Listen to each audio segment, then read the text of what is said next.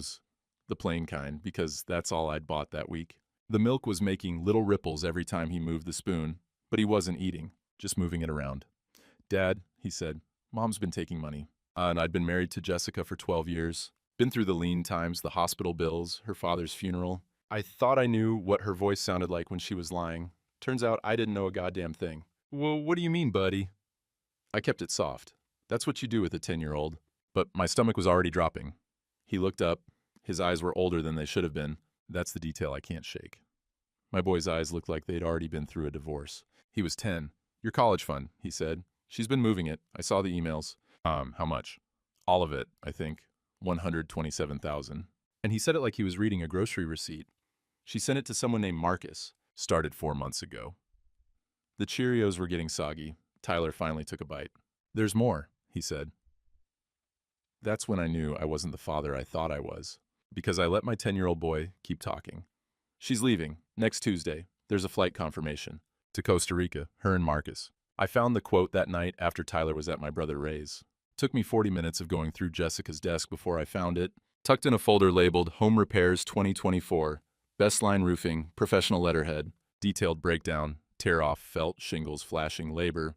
Total, $8,400. The paper felt expensive.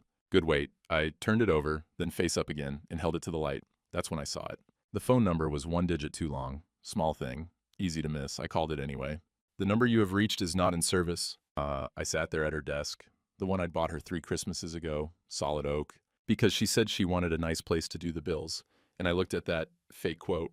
Thought about how many hours I'd worked to earn $8,400. Thought about the Saturday call I'd taken, crawling around in some banker's attic while Jessica was probably on the phone with Marcus. The desk had a coffee ring on it, left side near the edge. From my mug, probably. I'd sat here with her 100 times, going over the budget, planning Tyler's birthday parties, signing tax returns. Trusting her with everything. I opened the bank statements next. The real ones. Tyler had written a note on a post-it stuck to the first page. Start here, Dad. Yellow highlighted parts, smart kid, organized. He'd marked every transfer out of the college fund. A 529 plan we'd set up when Tyler was born. Both our names as co-owners. Small amounts at first, $2,000. Then $3,500, then $5,000. Getting bolder. The last one was $18,000 just 3 days ago. She'd had every legal right to access it. That's what made it so perfect. No fraud flags, no alerts. Just a mother moving her son's future into her boyfriend's account, a few thousand at a time. There were other things too. Cash advances on credit cards I didn't know we had. A personal loan from some online lender, 29% interest. My name was on it. She'd forged my signature, probably. I'd never seen the paperwork. The total damage, best I could figure, was close to $160,000. I should have been angry. Should have been throwing things. But I wasn't. I was just tired. That bone-deep tired you get after working a 16-hour day in August. The house was quiet. Tyler's room, empty. Jessica, still not home. She'd texted 2 hours ago saying she was having dinner with her sister. Sure. Her sister, who lived in Costa Rica and went by Marcus. I found myself staring at our wedding photo on the shelf above the desk. Both of us, young, stupid, happy. Her in that dress her mother had altered 3 times. Me in the rented tux that was too tight in the shoulders. We looked like we believed in something. Here's what nobody tells you about betrayal. It's not the big moment that breaks you. It's the small stuff. It's realizing that every time she kissed you goodbye, she was probably thinking about him. It's knowing that when she said I love you before bed, she was already planning which lies to tell tomorrow. I put the wedding photo face down. Outside, headlights swept across the living room window. Jessica's car in the driveway. I left everything on the desk exactly where I'd found it. Stood up. My knees cracked. I was 43 years old and my knees cracked like an old man's. Jessica used to tease me about it. The front door opened. Andrew, you still up? I walked out to meet her. She was carrying 2 bags of groceries, Target bags. She set them on the counter and started unpacking. Sorry I'm late, she said. You know how my sister gets. We just kept talking. I watched her put away milk, bread, a box of Tyler's favorite cookies, the chocolate chip ones with the soft centers. Still playing mother. How is she? I asked. Oh, same drama, different day. She laughed. Not her real laugh. The one she used when she was lying. I'd heard that laugh a lot lately. I just hadn't known what it meant. Her phone was on the counter, face down. She kept glancing at it while she unpacked. Where's Tyler? She asked. Ray's. Thought I'd give him a night with his cousin. Oh. She paused, holding a can of soup. Everything okay? Yeah, just needed some quiet. And she put the soup in the cabinet. Moved on to the cereal. More Cheerios. She knew we were running low. Good wife. Attentive mother. The phone buzzed. She grabbed it fast, checked the screen. Her face did something, relief maybe, or disappointment. Work? I asked. Yeah, just a client. She put the phone in her back pocket. I'm beat. Think I'm going to take a shower and head to bed early. We need to talk, I said. Tomorrow morning. Tyler's staying at Ray's tonight. She stopped. The last grocery bag sat on the counter, half unpacked. Talk about what? Tomorrow, I said, after we've both had some sleep. She studied my face, looking for something. Whatever it was, she didn't find it because she nodded. Okay, tomorrow. She left the bag on the counter. I heard her footsteps on the stairs. The bathroom door closed, water running. I unpacked the rest of the groceries, put them away in the right places, folded the bags and put them in the recycling, wiped down the counter. Then I went to the living room and called a lawyer. The lawyer's name was Sarah Chen. My brother Ray had used her for his divorce 3 years back. She answered on the third ring. This is Sarah. Ms. Chen, my name is Andrew Mitchell. My brother Ray Klein recommended you. I know it's late, but it's 9:30. I'm still at the office. What do you need, Mr. Mitchell? I told her. Not all of it, just the highlights. College fund, forged loans, flight to Costa Rica. She didn't interrupt. Do you have documentation? She asked when I finished. Yes. My son. I stopped. My 10-year-old son found it. Emails, bank transfers, flight confirmations. He made screenshots, put it on a USB drive. There was a pause. Your 10-year-old, she said. Yeah. Mr. Mitchell, I'm going to need you to come in first thing tomorrow morning. Bring the USB drive. Bring any bank statements you have access to. Don't confront your wife. Don't tell her you know. Can you do that? I already told her we need to talk. What did she say? She said, okay. Another pause. I could hear her typing. All right, here's what's going to happen. You're going to go to bed. You're going to act normal. Tomorrow morning, you come to my office first. I'll text you the address. Then we figure out next steps. Do not, under any circumstances, have that conversation with her before we talk. Understood? Understood. And Mr. Mitchell, get some sleep if you can. You're going to need it. She hung up. I sat there in the dark living room with my phone in my hand. Upstairs, the shower shut off. I heard Jessica moving around in the bathroom, brushing her teeth. The same routine she had had for 12 years. I thought about Costa Rica, about Marcus, about how Jessica had looked at that phone when it buzzed, that split second of something on her face before she controlled it. I thought about Tyler, eating soggy Cheerios, telling me my marriage was over. My knees cracked when I stood up. I didn't sleep, just lay there next to Jessica in the dark, listening to her breathe. She slept like always, on her side, one hand tucked under the pillow. Same position for 12 years. I kept thinking about the college fund, about how we'd opened that account the week Tyler was born. I'd worked 70-hour weeks that summer, double shifts, weekend emergency calls. Every dollar mattered back then. Jessica had been the one who researched 529 plans, who called the financial advisor, who set up the automatic transfers. For our son's future, she'd said. She'd meant it. I'd seen it in her eyes. Or maybe I'd just seen what I wanted to see. When the alarm went off at 6, she was already awake, staring at the ceiling. I'm going to make coffee, I said. Andrew, her voice was quiet. Whatever you want to talk about, we can work through it, okay? I got out of bed, my knees cracked. Coffee first, I said. Sarah Chen's office was in a converted house downtown. Second floor, above a dental practice. The waiting room smelled like old carpet and coffee that had been sitting too long. She was younger than I'd expected, maybe 40. Wore a suit that looked expensive but not flashy. She shook my hand and led me to her office. USB drive? She asked. I handed it to her. She plugged it into her laptop. Didn't say anything while she clicked through the files. Just made notes on a legal pad. After 5 minutes, she sat back. Your son is remarkably thorough, she said, no smile. Does he understand what this information means? He's the one who told me. I see. And she made another note. Mr. Mitchell, I need to ask you something, and I need you to be completely honest. Did you coach your son to find this information? No, he did it on his own. Did you know he was accessing your wife's email? Not until yesterday. She tapped her pen on the pad. Here's the situation.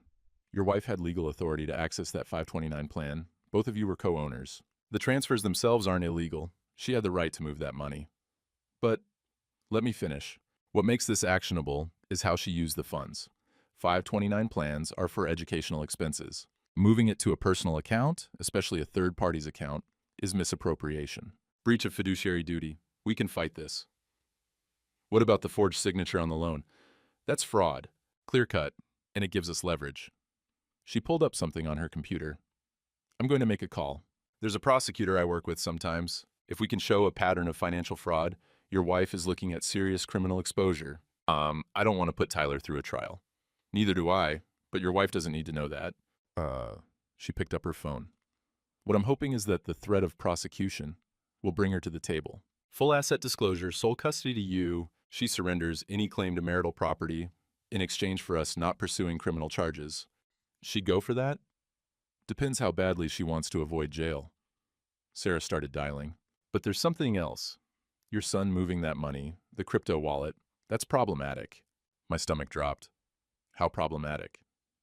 Technically, he accessed accounts without authorization, transferred funds that weren't entirely his to control. If your wife wanted to make trouble, she could claim he, and by extension you, stole from her. And it was his college fund.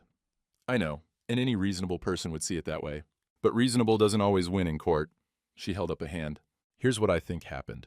Your son saw what was coming and took defensive action to protect his own future. It's messy, legally speaking, but it's defensible. Especially if we can show your wife was about to move that money out of the country, as the phone was ringing on speaker. How defensible? I asked. Enough that I don't think any DA would touch it. A 10-year-old protecting his college fund from his mother's boyfriend? That's not a case anyone wants to prosecute. She straightened as someone answered. Jim, Sarah Chen, I need a favor. I left her office an hour later with a plan. Sarah would reach out to the bank, flag the suspicious transfers. She'd contact the prosecutor's office about the loan fraud, and she'd draft divorce papers with sole custody to me. Don't go home yet, she'd said. Give me until end of day. I want to have as much ammunition as possible before you talk to her. And so I drove, just circled the neighborhood, past the elementary school where Tyler had started kindergarten, the park where we'd taught him to ride a bike, the grocery store where Jessica and I used to shop together on Sunday mornings. Normal life? Ordinary life. All of it built on something I hadn't seen crumbling. My phone rang around 3. Sarah. The bank flagged the account, she said. They're opening a fraud investigation. And I got a call back from the prosecutor's office. They're interested. Interested how? Interested enough that your wife is going to have a very uncomfortable conversation with a fraud investigator. Probably tomorrow. And Andrew? The bank told her not to leave the state. I pulled over, sat there in the parking lot of a 7-Eleven. What does that mean? I asked. It means her flight to Costa Rica isn't happening. It means she's trapped. And it means when you go home tonight, she's going to know something is very, very wrong. Jessica's car was in the driveway when I got home. I sat in my truck for a minute, looking at the house. 15 years of mortgage payments. New roof 5 years ago, a real one, not the fake quote she'd shown me. Fresh paint last summer. Our house, our home. The place where we'd brought Tyler when he was born. Where we'd celebrated birthdays and Christmases and promotions, all of it about to come apart. I went inside. She was in the kitchen, pacing, her phone in her hand. She looked up when I walked in. Her face was wrong, pale, eyes red. The bank called, she said. Okay. Yeah, they're investigating the college fund. They asked me about... She stopped, looked at me, really looked at me. You did this. I set my keys on the counter. We need to talk, I said. You went through my emails. Her voice was shaking, not scared, angry. You had no right. I didn't, I said. Tyler did. That stopped her. What? Tyler found your emails, the bank transfers, the flight confirmation, all of it. He's the one who told me. She sat down, just dropped into a kitchen chair like her legs gave out. He's 10 years old, she whispered. Old enough to use a computer, old enough to see his college fund disappearing, old enough to know what it meant when you were on the phone at midnight, laughing. I never... She stopped, started again. Where is he? Ray's. He's staying there until this is sorted out. Andrew, you have to understand... Understand what? That you've been stealing from our son for 4 months? That you were going to leave next Tuesday? That you forged my signature on a loan I didn't even know existed? Her phone buzzed. She looked at it, turned it face down on the table. Was that Marcus? I asked. She didn't answer. Doesn't matter, I said. I talked to a lawyer today. She's very good. She's also already talked to the prosecutor's office about the loan fraud. And the bank's fraud department has flagged every transfer you made. I had a right to access that account. You had a right to access it for Tyler's education, not to fund your new life in Costa Rica. How did... She stopped, looked at me like she was seeing me for the first time. You're not yelling? No. Why aren't you yelling? I pulled out a chair, Sat down across from her. My knees cracked. Because I've been up for 36 hours, I said. Because I'm tired, Jess. I'm so goddamn tired. And yelling won't get Tyler's college fund back.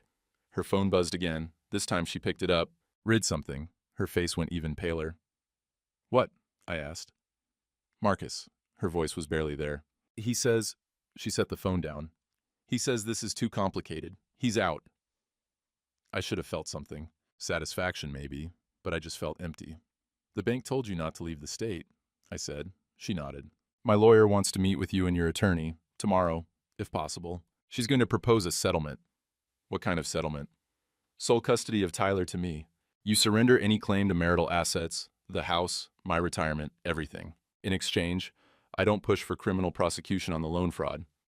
And if I say no, then we go to court, the prosecutor files charges, the bank investigation continues, and you explain to a judge why you stole your son's college fund to run away with your boyfriend. She was crying now, quiet, no sound, just tears running down her face. I didn't mean for it to go this far, she said. How far did you mean for it to go? She didn't answer. You need to get a lawyer, I said. A real one. Sarah sent over her contact information. She'll be expecting a call tomorrow. I stood up, walked to the stairs. Andrew. Her voice stopped me. Can I see Tyler, just to explain? No.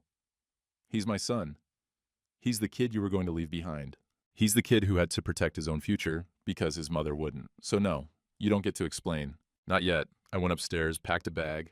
When I came back down, she was still sitting at the kitchen table, phone in her hand, staring at nothing. I'll be at Ray's, I said. Your lawyer can reach mine. I loved you, she said. I did. At the beginning. I stopped at the door. I know, I said. That's the worst part. Tyler was in Ray's basement when I got there, playing video games with his cousin. He looked up when I came down the stairs. Dad? Hey, buddy. He paused the game. Did you talk to her? Yeah. What did she say? I sat down on the couch. Ray's basement smelled like old carpet and the cedar air freshener he bought in bulk. Same smell from when we were kids. She said she didn't mean for it to go this far, I told him. Tyler thought about that. What did that mean? I don't know. He unpaused the game. Started playing again, didn't look at me. Tyler. Yeah? You did the right thing, telling me. All of it. You did the right thing. He died in the game, respawned, kept playing. I know, he said. I just wish I didn't have to. Ray appeared at the top of the stairs. Andrew, you staying? If that's okay. Guest room's made up. You want dinner? I looked at Tyler. Still playing, shoulders tight. Yeah, I said. That'd be good. Sarah called the next morning. I took it outside on Ray's porch. Jessica's lawyer called. She said, she's ready to talk settlement. That was fast. Marcus dumped her. She's got no flight, no boyfriend, a fraud investigation, and potential criminal charges. She knows she's trapped. I heard papers rustling. They're proposing a counteroffer. She keeps the house, you keep custody. No, I told them that. She forfeits all marital assets or this goes to court. They're going to call back this afternoon. What about Tyler? I asked. The crypto thing. Prosecutor isn't interested. I explained the situation. 10-year-old protecting his own college fund. They laughed. Said if they tried to prosecute that, they'd get crucified in the press. Something loosened in my chest. Something I hadn't realized I'd been holding. So he's clear? He's clear. Smart kid, by the way. The way he documented everything, most adults don't have that kind of forethought. Yeah, I said. He's smart. Too smart. Smart enough to see what was coming before his own father did. I'll call you when I hear back, Sarah said. But Andrew, start thinking about what comes next. This settlement happens, Tyler's going to have questions. About his mom, about why she did it. You need to be ready for that. I know. On to you, because in my experience, the hardest part isn't the divorce. It's explaining to your kid why their other parent chose to leave. She hung up. I sat there on Ray's porch in the November cold. The neighbor's dog was barking. Somebody down the street was raking leaves. Normal sounds, normal life. Tyler came outside, stood next to me. She's going to give up everything, isn't she? He said. Looks like it. Ought to stay out of jail. Yeah. He sat down on the step, pulled his knees up. He was wearing the same hoodie he'd had on 2 days ago when he told me about the college fund. Navy blue. There was a stain on the sleeve from where he'd spilled juice last week. Do you think she ever really wanted to be a mom? He asked. Jesus Christ. 10 years old and already asking questions I couldn't answer. I think she wanted to, I said. At first, I think things got complicated. That's not an answer. I know. We sat there. The dog stopped barking. The rake scraped against pavement. I moved the money back, Tyler said. Last night. From the crypto wallet to a new account. I made you the only custodian this time, so she can't touch it. Tyler. I know, I probably should have asked first, but I couldn't sleep. Kept thinking about, what if something happened to the wallet? What if I lost the password? So I moved it. It's safe now. 10 years old, making financial decisions in the middle of the night, protecting what was his because no one else would. Thank you, I said. He looked at me. For what? For being smarter than me. That's not, it is. You saw it coming. You prepared. You saved what you could. I was just working, thinking everything was fine. You were working to take care of us. Yeah, well, a lot of good that did. He leaned against my shoulder, small for his age, still my kid. We're going to be okay, Dad, he said. Right? Yeah, I said. We're going to be okay. I didn't know if I believed it, but I said it anyway. Sarah called back that afternoon. Jessica's lawyer had agreed to the terms. Full settlement. Sole custody to me. Jessica surrendered all claims to marital property in exchange for the prosecutor's office agreeing to conditional declination on the fraud charges. What does that mean? I asked. It means she enters a plea in abeyance. No jail time if she complies with the settlement terms for 3 years. One violation and the charges get filed. She'll have it on her record, but she won't be convicted unless she screws up. And Tyler. DA declined to even look at it. Far as they're concerned, a minor protecting his own funds from misappropriation isn't something they're touching. And we signed papers the next week. Jessica's lawyer's office. Gray carpet, generic art on the walls, the smell of burnt coffee. Jessica wouldn't look at me. Just signed where they told her to sign, page after page, our marriage reduced to lines on documents. When it was done, her lawyer gathered everything up. Sarah did the same. Andrew. Jessica's voice was small. Can I say goodbye to Tyler? I looked at Sarah. She gave me a small shake of her head. Not yet, I said. When? When you figured out how to explain to him why you were going to leave him behind. Her lawyer touched her arm. Jessica, we should go. They left. Sarah started packing her briefcase. You did the right thing, she said. Seeing her right now would just confuse him. Yeah, but eventually he's going to ask, and you're going to have to let him make that choice. I know. She handed me a folder. Custody agreement, settlement terms, everything. The college fund is legally secured now. You're the sole custodian. She can't touch it. Tyler already moved it to a new account. Sarah paused. When? A few days ago. Made me the only one who can access it. Of course he did. She almost smiled. That kid is going to do something impressive someday. Just try to make sure it's legal. That night, I sat down with Tyler in Ray's living room. Ray had taken his kids to a movie, gave us space. I need you to walk me through something, I said. The crypto wallet, how you did it. Tyler got his laptop, opened it. His hands were quick on the keyboard, confident. I started researching after I found the first transfer, he said. Knew if I was going to stop it, I had to understand how it worked. He pulled up a folder. Screenshots, notes, links, all organized by date. I watched like 15 YouTube tutorials, read forums, learned about decentralized wallets, the ones that don't require ID verification. No KYC. KYC? Know your customer. Banks and exchanges have to verify identity, but decentralized wallets don't. I just needed an email address. He clicked through screens, showed me transaction logs, wallet addresses, timestamps. When I saw the big transfer coming, the 18,000, I knew I had to move fast. I created the wallet, got the recovery phrase, tested it with a small amount first. How small? $20 from my savings. Made sure I could send and receive. Then I waited until Mom processed the next transfer into Marcus's account. He pulled up a screenshot. Bank transfer, Jessica's name, Marcus Fisher, account numbers. I had his account information from the emails, so I initiated a transfer request using Mom's credentials. Tyler. I know it wasn't legal, Dad, but if I didn't do it, that money was gone. She was leaving in 3 days. By the time anyone could have stopped her, she'd have been in Costa Rica with everything. He wasn't wrong. Show me the rest, I said. He walked me through it, step by step. How he'd moved the money from Marcus's account to the crypto wallet. How he'd set up 3 backup copies of the recovery phrase. Written down, memorized, encrypted file on a separate USB drive. I know the wallet was a gray area, he said. That's why I moved it back to a real bank account as soon as I could. Set you up as the custodian. It's all legal now. I looked at this kid, my kid, 10 years old, methodical, prepared, thinking 3 steps ahead while I'd been walking around blind. How did you know how to do all this? I asked. He shrugged. YouTube, Reddit, forums for people who do crypto. Most of them were pretty helpful once I asked the right questions. You asked strangers on the internet for help stealing money? I asked them how to protect funds from unauthorized transfers. I didn't tell them it was my mom. Jesus. Tyler, do you understand how serious this was? If anything had gone wrong, it didn't. But it could have. You could have lost the recovery phrase. The wallet could have been hacked. A dozen things could have. But they didn't. And now the money's safe, and Mom can't take it. He was right. Again. I hated that he was right. There's something else, he said. Of course there was. He pulled up a log file. Mom tried to access the wallet. After I moved the money, 17 times over 2 days, she had the wallet address, must have seen it in the transaction history, but she didn't have the recovery phrase, so she was locked out. 17 times. Jessica, panicking, trying to get to the money, realizing it was gone, realizing her 10-year-old son had outmaneuvered her. When did you move it back to the bank? I asked. The night you stayed here. Couldn't sleep, kept thinking about what if something happened. What if I forgot the phrase? What if the service went down? So I opened a new custodial account, needed your social security number, got it from the tax documents at home, and transferred everything. You needed my social... Tyler, that's identity theft. You're my dad. I didn't steal your identity. I just used your information to protect my college fund. I rubbed my eyes. They were burning. When was the last time I'd slept more than 4 hours? Dad? His voice was smaller now, younger. Are you mad? No, I'm not mad. Are you disappointed?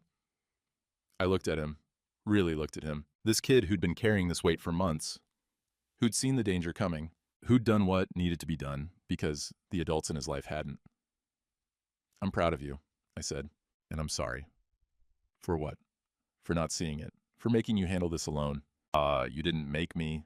I did, by being oblivious, by trusting her when I should have been paying attention. Tyler closed the laptop. You trusted her because you're supposed to trust your wife. That's not oblivious. That's just normal. Normal doesn't feel like much of an excuse. Dad, he looked at me, 10 years old with old eyes. I'm glad it was me who found out. If you'd found out first, you would have tried to protect me from it.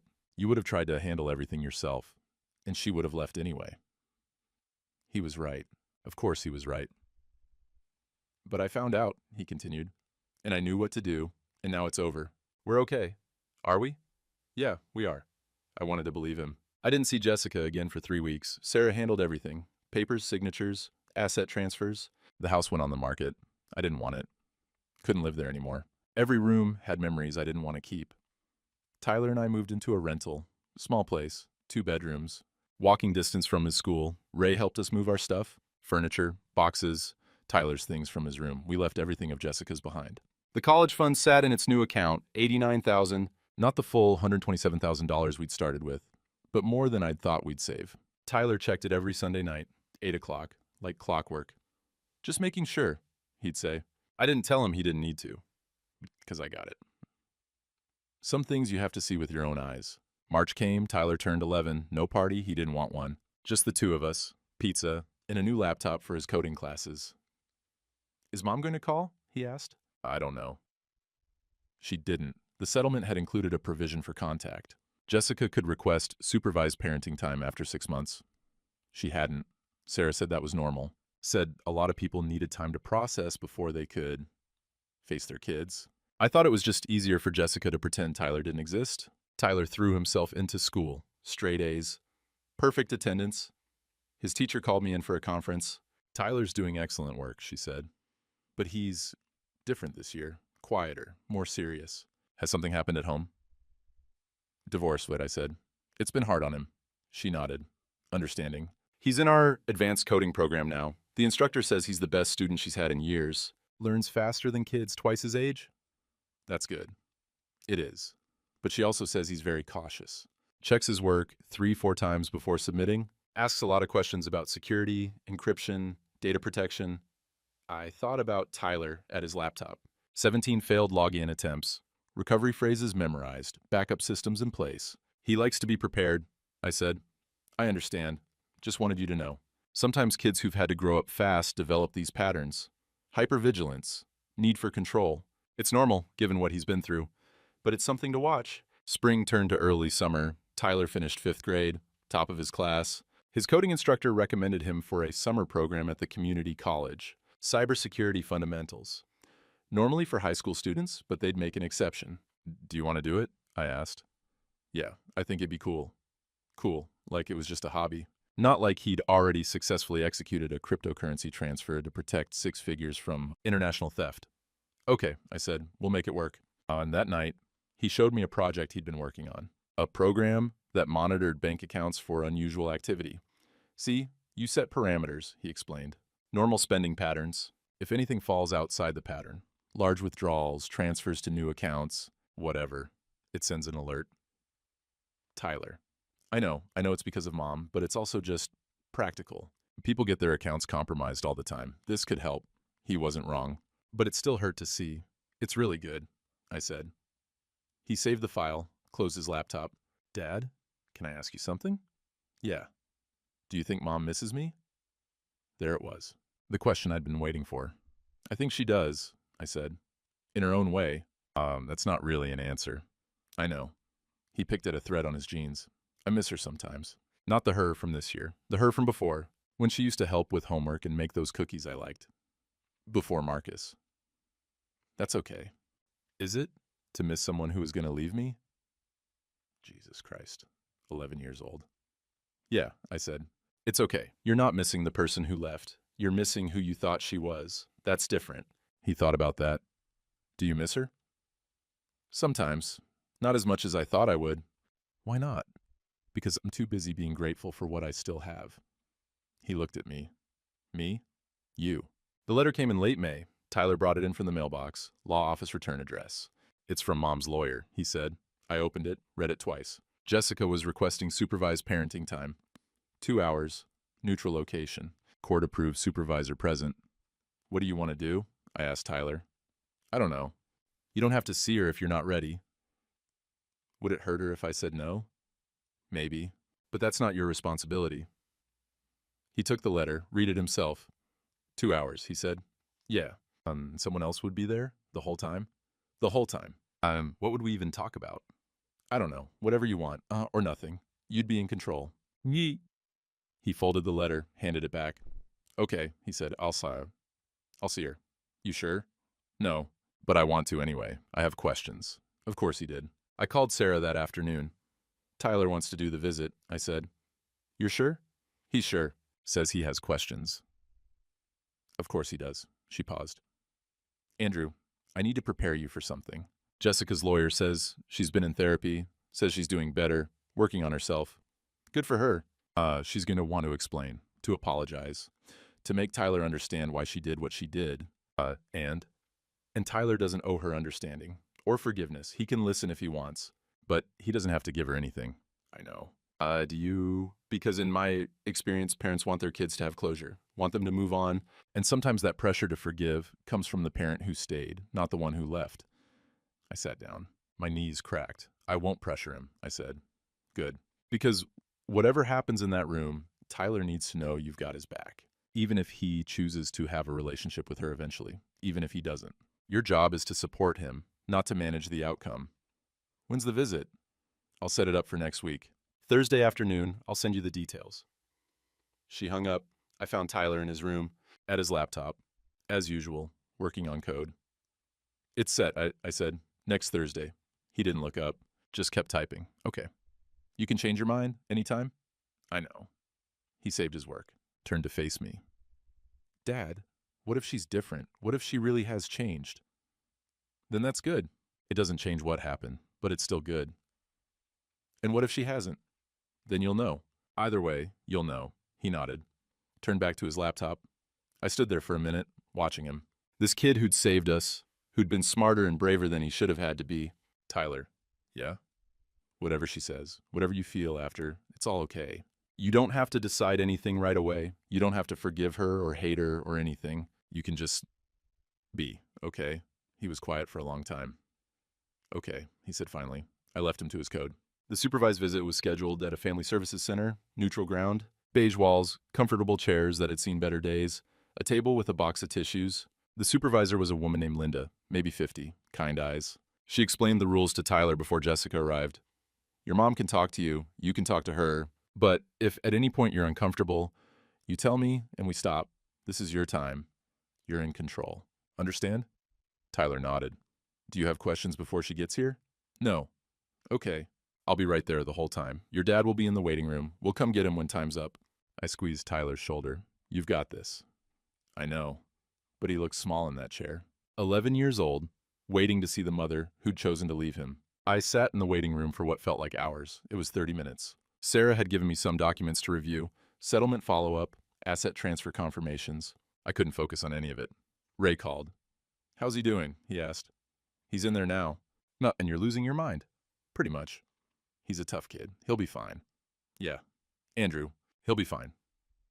I wanted to believe him. When the door opened, Tyler came out first. His face was unreadable. Jessica followed. She looked thinner, older. Her eyes found mine for a second, then looked away. Linda walked them both out. Tyler did very well, she said to me. Very mature. Tyler didn't say anything, just stood next to me. Jessica's lawyer was waiting by the exit. She touched Jessica's arm. They left together. You want to tell me about it? I asked Tyler in the car. Not yet. Okay. We drove in silence. He stared out the window. When we got home, he went straight to his room. I heard his laptop boot up, checked his bank account probably, making sure nothing had changed. He came out an hour later, found me in the kitchen. She apologized, he said. Okay. Said she made terrible choices, said she was selfish, said she understands if I never forgive her. What did you say? I asked her why she did it. What did she say? Tyler sat down at the table. Same table where he'd told me about the college fund. Seemed like a lifetime ago. It had been 7 months. She said she felt trapped, like her life had become this thing she didn't choose, wife, mother, boring. She said Marcus made her feel alive again. I didn't say anything.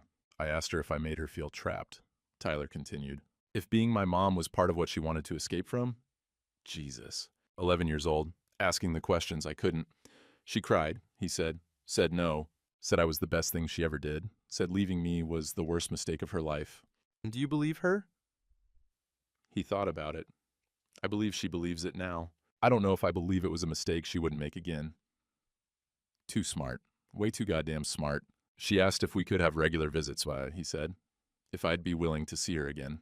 Build toward unsupervised time eventually. What did you tell her? I said I'd think about it. He looked at me.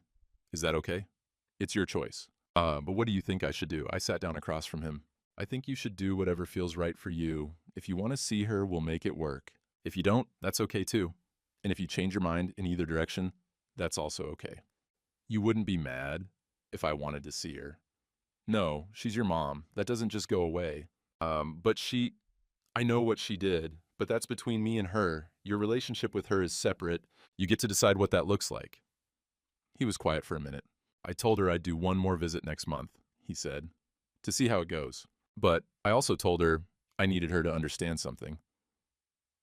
What? That I'm not the same kid I was before.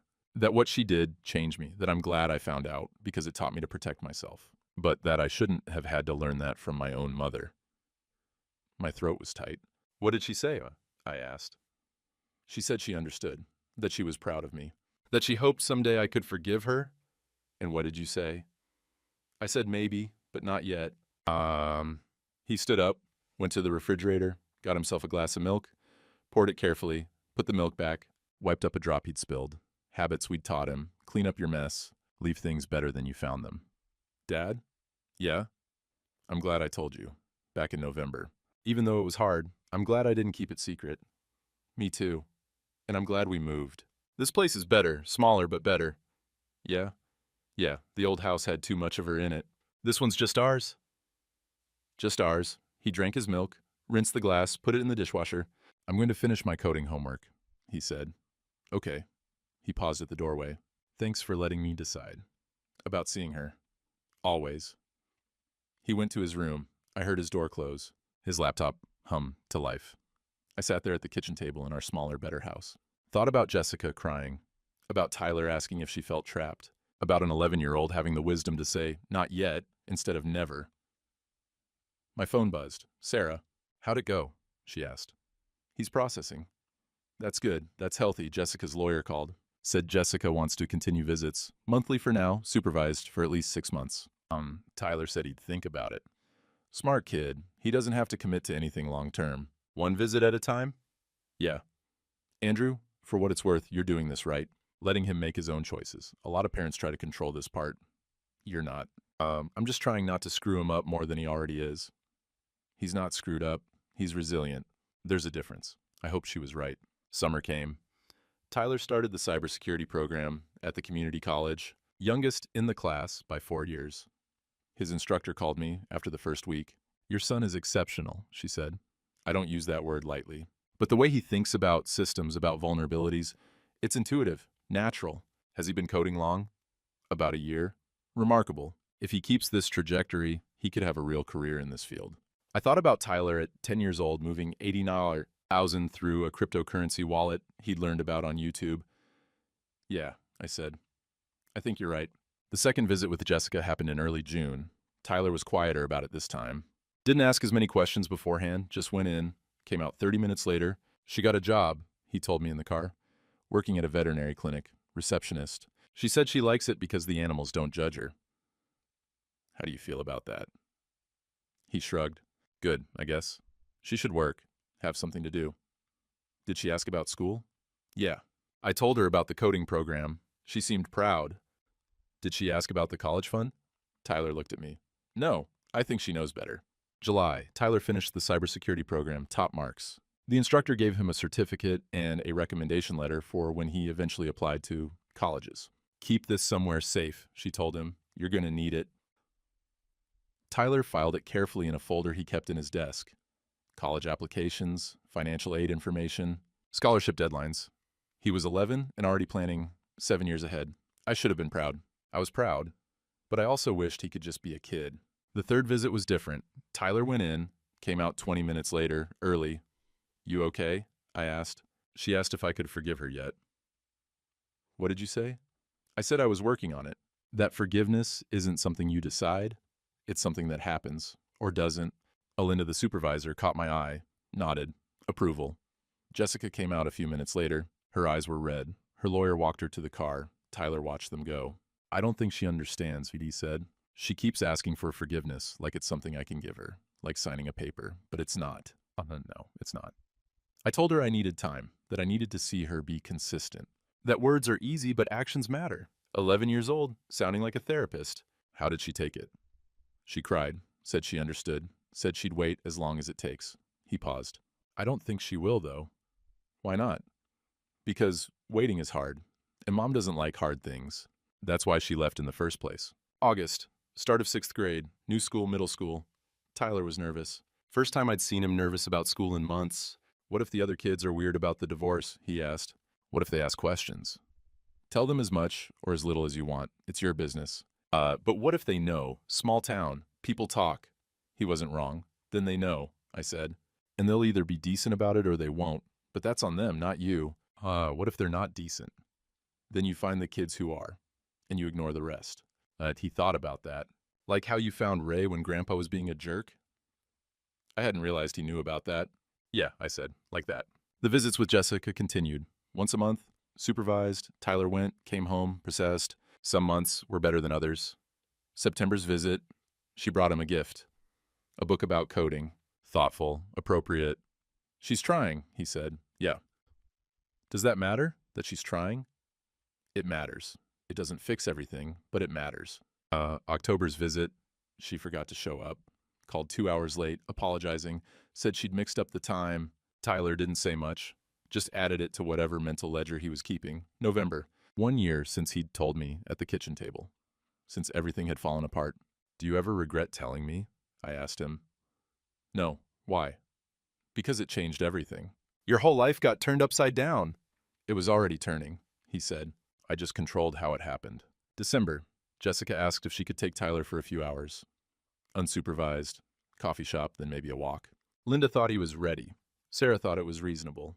The therapist Tyler had been seeing since spring said it was his choice. I asked Tyler. I want to, he said. But I'm scared. Of what? That she'll leave again. That I'll start to trust her and she'll just disappear. That's possible. So I shouldn't do it? I didn't say that. I said it's possible. But so is the possibility that she shows up, that she's consistent, that she earns your trust back. Which one do you think will happen? I thought about Jessica, the woman I'd married, the woman who'd left, the woman who'd been going to therapy, working at the vet clinic, showing up to supervised visits. I don't know, I said. I want to believe she'll show up, but I don't know. That's honest, at least. It's all I've got. He thought about it for 3 days. Then he told Linda he'd try one unsupervised visit.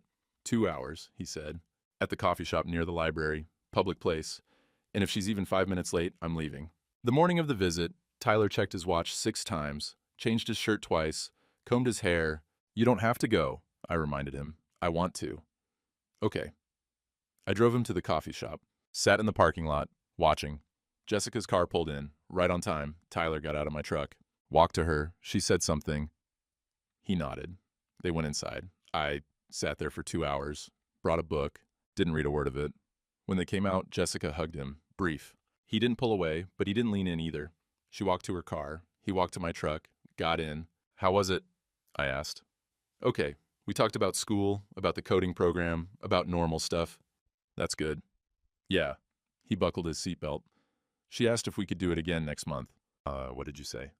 I said maybe, that I'd let her know. I pulled out of the parking lot. Jessica's car was already gone. Dad? Yeah? I don't think I'll ever forget what she did, or completely trust her again, but I think I might be able to have some kind of relationship with her. Not like before, but something. That's fair. Is that enough? For her, I mean?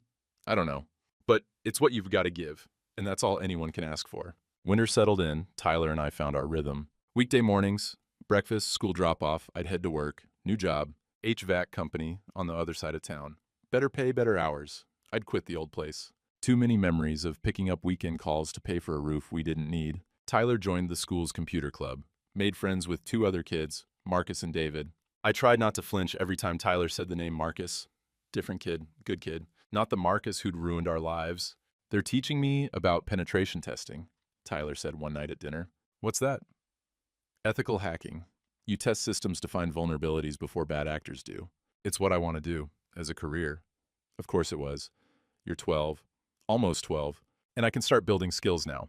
Marcus's dad works in cybersecurity. He said there are certifications I can start working toward in high school. Marcus's dad, huh? Yeah, he's cool. Said if I stay interested, he might be able to set up an internship when I'm older. I thought about how Tyler had penetration tested our family's finances, found the vulnerability, exploited it before someone else could. That sounds good, I said. January, Tyler turned 12. This time he wanted a party, small one. Just Marcus, David, and a couple kids from his coding program. We had it at the house, pizza, cake, normal 12-year-old stuff. I stayed in the kitchen mostly, gave them space, but I watched. Tyler laughing. Actually laughing. Being a kid. Ray showed up late with a gift, programming textbook, advanced level. Figured he'd already outgrown the beginner stuff, Ray said. Tyler lit up. Spent the rest of the party showing his friends different sections. After everyone left, Tyler helped clean up. We worked in comfortable silence. Good party? I asked. Yeah, really good. Jessica called earlier, wished you happy birthday, left a message. He stopped wiping the table. What did she say? She sang happy birthday, said she loved you, said she hoped you had a good day. Did you tell her about the party? No, figured that was your choice. He finished wiping, folded the cloth, put it in the sink. I'll call her tomorrow, he said. Maybe. Okay. Is that bad, that I don't want to call her today? No, it's your birthday. You get to decide how you spend it. He nodded, went to his room. I heard him later, on the phone, talking to someone. Couldn't hear the words, but the tone was light. His friends, probably, not Jessica. Spring came around again. Tyler's second visit to the community college program. They'd invited him back. Advanced track this time. His instructor pulled me aside after the first session. He's doing graduate level work, she said. I'm not exaggerating. The way he understands encryption, network security, it's exceptional. He's had practice, I said. She gave me a look. I don't need details. But whatever he's been through, he's channeled it into something productive. That's rare. April. Jessica requested another unsupervised visit. Tyler agreed. This time they went to lunch, a restaurant he chose. He came home 2 hours later. How was it? I asked. Fine. We talked about her therapy, about what she's learning, about why she made the choices she made, and she's taking responsibility, I think. She didn't make excuses. Didn't blame Dad or Marcus or anyone else. Just said she was selfish and scared and weak. How did that feel to hear? Weird. Better than excuses, I guess, but weird. He went to his room, checked his bank account. He still did it every Sunday, but he'd added Wednesday checks too. After every visit with Jessica, just to be sure. May, end of 6th grade. Tyler brought home straight A's again. Honor roll, perfect attendance. His teacher wrote a note on his report card. Tyler is an outstanding student. His maturity and work ethic are beyond his years. Beyond his years, because he'd had to grow up at 10. I'm proud of you, I said. Thanks. I mean it. You've been through hell, and you're still showing up. Still working hard, that takes strength. He shrugged, uncomfortable with the praise. It's just school, Dad. It's not just school. It's you deciding that what happened to you won't define what you do next. That's huge. He was quiet. Tyler. Yeah. You know you can stop checking the bank account, right? It's safe. She can't touch it. I know. But you still check. Habit, I guess. Or control. He looked at me. Maybe. Is that bad? No, but maybe we could work on it. Together. The therapist said what I know what she said. That I'm hypervigilant. That I use checking behaviors to manage anxiety. We talk about it. And I'm working on it, but I'm not ready to stop yet. Fair enough. June, another letter. Jessica's lawyer. Tyler opened it this time. Read it himself. She wants monthly visits to continue, he said, unsupervised. She's asking if I'd consider spending a weekend with her eventually. Not now, but eventually. Now, what do you think? I think eventually is a long time away. That's not an answer. I think I'm not ready. I think maybe I'll never be ready for a weekend. But maybe I'm okay with the monthly coffee, for now. That's fair. He put the letter on the table. Can we tell her that I'm okay with monthly visits but nothing more right now? We can tell her anything you want. July. Tyler, at the community college program again, I picked him up after his last session. He was carrying his certificate, highest marks in the class. Instructor wants me to apply for a scholarship, he said in the car. There's a program for gifted students in STEM, full ride to a summer camp next year, advanced cybersecurity training. That's amazing. I'd be gone for 6 weeks, out of state. Okay. You'd be okay with that, me being gone? Tyler, you're 12. By next summer, you'll be 13. 6 weeks at a summer program sounds incredible? But what about what? I don't know, you. The house. What if something happens and I'm not here? There it was, the real fear. Not that he'd miss home, that he was needed, that his absence would cause collapse. Nothing's gonna happen, I said. And even if it did, I'd figure it out. That's my job, not yours. But, Tyler, I'm the parent. You're the kid. I know the last couple years have scrambled that up some. But we're resetting it now. You get to go to summer camp and be a kid. I get to stay home and handle adult stuff. Deal? He was quiet for a long time. Deal, he said finally. August. Start of 7th grade. Tyler taller now, voice starting to change. Still serious, still careful. But lighter, somehow. He came home from the first day of school and announced he'd joined the robotics club. Robotics? Yeah, they build robots and compete. It's cool. My friend David's in it. That sounds fun. It is. And Dad? Yeah? I didn't check the bank account yesterday or today. Oh, I know I'm supposed to check Sundays and Wednesdays, but I forgot. And then I remembered I forgot, and I just didn't. I put down the vegetables I was chopping. How did that feel? Scary for like a minute, then fine. That's good. That's really good. The therapist will be proud. I'm proud. He rolled his eyes. 12-year-old response. Normal kid response. Don't be weird, Dad. Can't help it. Comes with the territory. He grabbed an apple, went to his room. I stood there in the kitchen of our smaller, better house and felt something I hadn't felt in almost 2 years. Hope. September. The letter came. Tyler was at school. Jessica's lawyer. Not a request this time. A notice. She was filing for revised custody terms. Wanted bi-weekly unsupervised visits. Wanted holiday visitation. Wanted to be part of Tyler's life in a more formal way. Sarah called an hour later. You saw the filing, she said. Yeah. Jessica's lawyer is claiming she's been consistent for 10 months, that she's proven herself, that Tyler deserves regular contact with his mother. What does that mean for us? It means we go back to court. Tyler's 12 now. Old enough that the judge will consider his preference strongly, but not old enough to decide entirely on his own. What should I do? Talk to Tyler. Find out what he wants. If he wants more time with her, we don't fight it. If he doesn't, we present his reasons and let the judge decide. Tyler came home from school. Robotics practice had run late. He was talking about servo motors and programming autonomous movement. I let him finish. Then I showed him the letter. He read it twice. She filed without asking me first, he said. Yeah. We've been doing monthly coffee. She knows that's all I'm comfortable with. And she just filed. Her lawyer probably advised it, Probably said 10 months of consistent visits means she has standing, but she didn't ask me. No, she didn't. He set the letter down. I need to think. Take your time. He thought for 3 days. On the third day, he came to me while I was making dinner. I want to see her, he said. One more unsupervised visit, but I want to tell her something. And I want to do it without Linda there. Okay, what do you want to tell her? That I'm glad she's doing better, that I can see she's trying, but that I'm not ready for what she's asking. And that filing without talking to me first felt like she was deciding for me again, like with the college fund, like with leaving. Jesus, 12 years old. You want me to set it up? Yeah, same coffee shop, this weekend if she can. Saturday morning, I drove Tyler to the coffee shop, waited in the parking lot. Jessica was already there. Sitting at a table by the window, I could see her hands shaking as she added sugar to her coffee.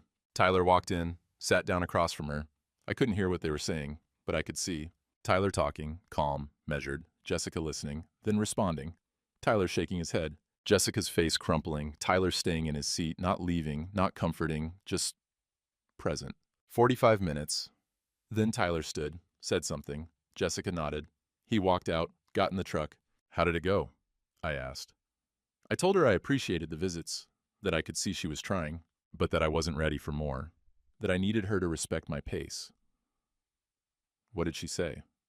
She cried. Said she understood. Said she'd withdraw the filing. Said she just wanted to be part of my life. And you said? I said she is part of my life. Monthly coffee, that's part of my life. But it's the part I'm comfortable with right now. And that trying to force more would just push me away. How did she take it? She asked when I'd be ready for more. What did you tell her? That I don't know. Maybe never. Maybe someday. But that it had to be my choice. And that choices take time. I pulled out of the parking lot. I'm proud of you, I said. You keep saying that. Because I keep meaning it. He looked out the window. She said she was proud of me too, said I was strong, said I reminded her of you. What did you say to that? I said I hoped that was true, because you showed up, every day. Even when it was hard, my throat was tight. Tyler, she withdrew the filing, right there.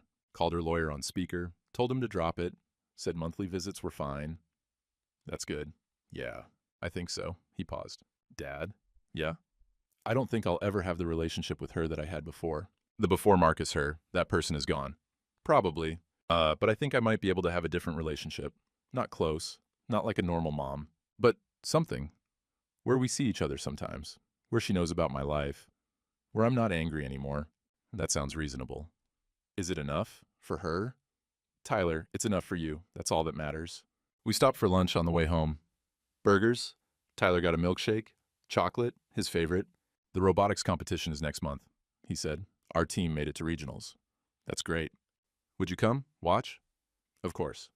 Mom asked if she could come too, to the next competition. If we make it past regionals. What did you tell her? I said maybe, that I'd think about it. And are you? Thinking about it.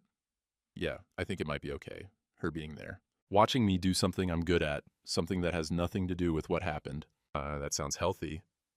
The therapist would say the same thing. Smart therapist.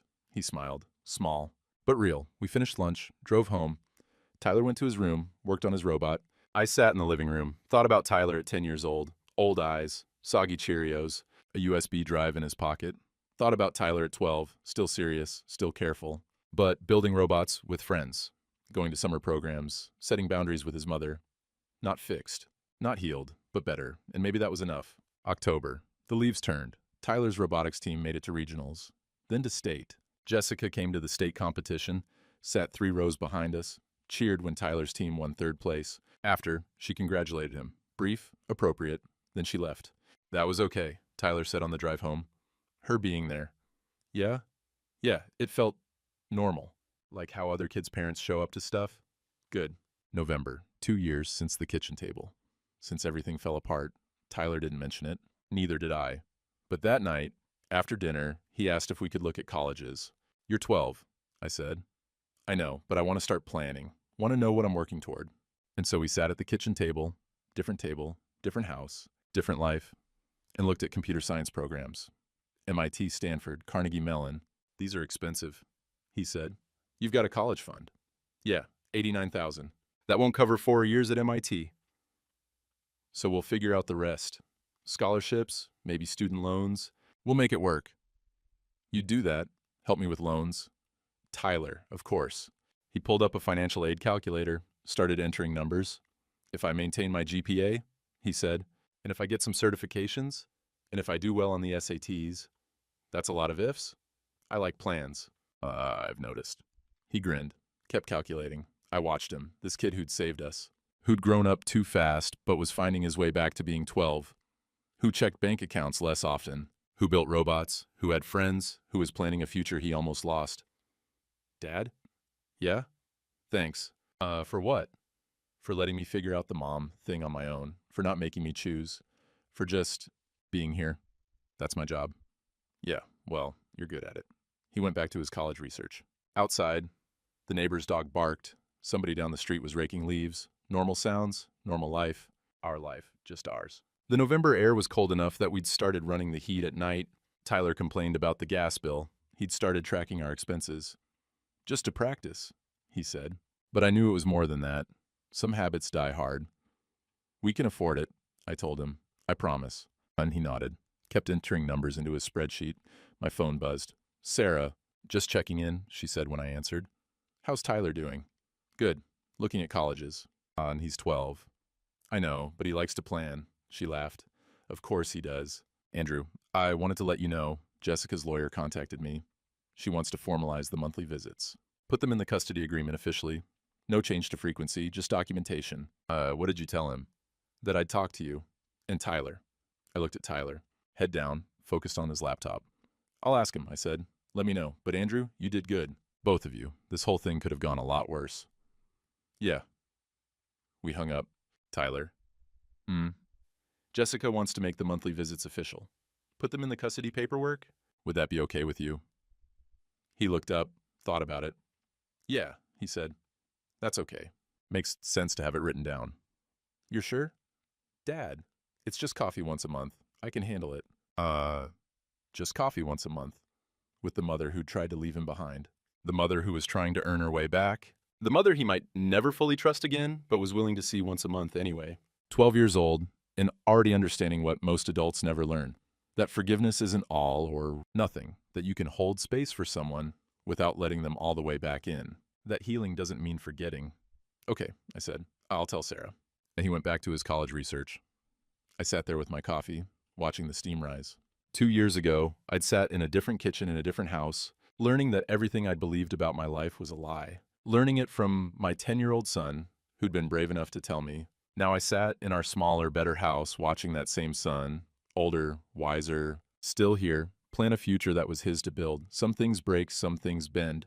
And some things, if you're lucky, find a way to be better than they were before. Not healed, not whole, but better. And maybe that was the point.